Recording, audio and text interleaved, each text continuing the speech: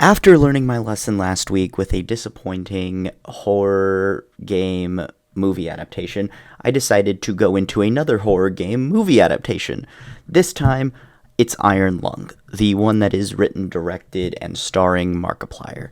And I've got to say that this was really solid. Not knowing a single thing about the Iron Lung game, going into this movie absolutely blind because I didn't even watch a trailer, just going exclusively based off of, oh, my friends want to see this, and it's Markiplier, so let's go support, because it'll be good. It's independent, it's small scale, like, should be interesting.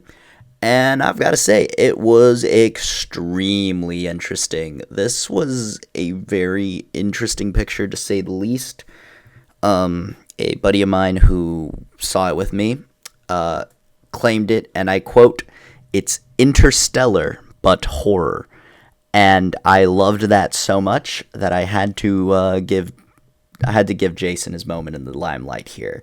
Yeah, because it's pretty accurate in a very, like, out of body experience kind of way, which is what this movie feels like. The story is really hard to follow just because it's the type of horror that is just really tough to explain. It's better, the least you know, the better, in my opinion, with this type of eldritch horror. And I thought it was pretty interesting. I didn't know it was going to be eldritch horror going into it, and then as it just continued, I didn't even know they were on a different planet. Like I said, I really didn't know much about this movie going into it, but I enjoyed a good chunk of it. But I'll get to the parts that I enjoyed later, because it's not the story. The story is just, it feels a little dragged out with how long the movie is, but there is enough enjoyment in its narrative in a way to keep you somewhat engaged, but it's really not the most engaging part of the film. So I'm going to give a Hot Pocket score here for the narrative, the story. Now let's talk about the best part of this movie, which is its phenomenal cinematography and cinematics. The visual effects are phenomenal. The sound design is really good. Just a lot of the production elements of this film is so well done that it makes you question, what are bigger budgeted movies doing? Because it just looks so good in every aspect, very practical, and it's just so pretty. Mwah. Chef's kiss, phenomenal cinematics, truly worth seeing it in a movie theater. So I'm going to give a hand grenade score here. Directing, way better directing than I expected. Really cool scene compositions. Markiplier really does a phenomenal job with this film, and that I just was not ready for. Some of the scene transitions, just, oh my goodness. The shot comp, like I said, it was just really well directed.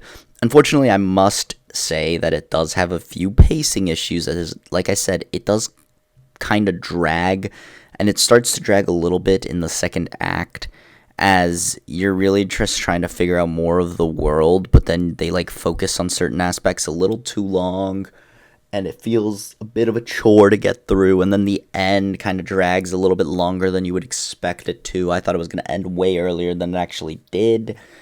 So just a few slight issues, but other than that, the directing was really, really good, and I did really enjoy that, so I'm going to have to give another hand grenade score here as well.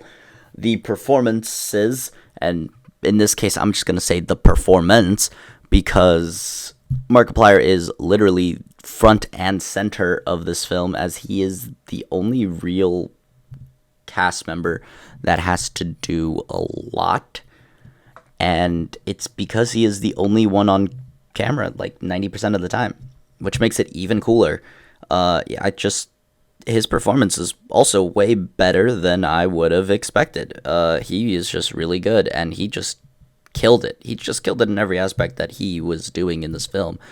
And so just mad props to him. This was a really good horror performance, and really fascinating, really intrigued to see if he does anything else with movies going forward in the future. It'd be really cool to see.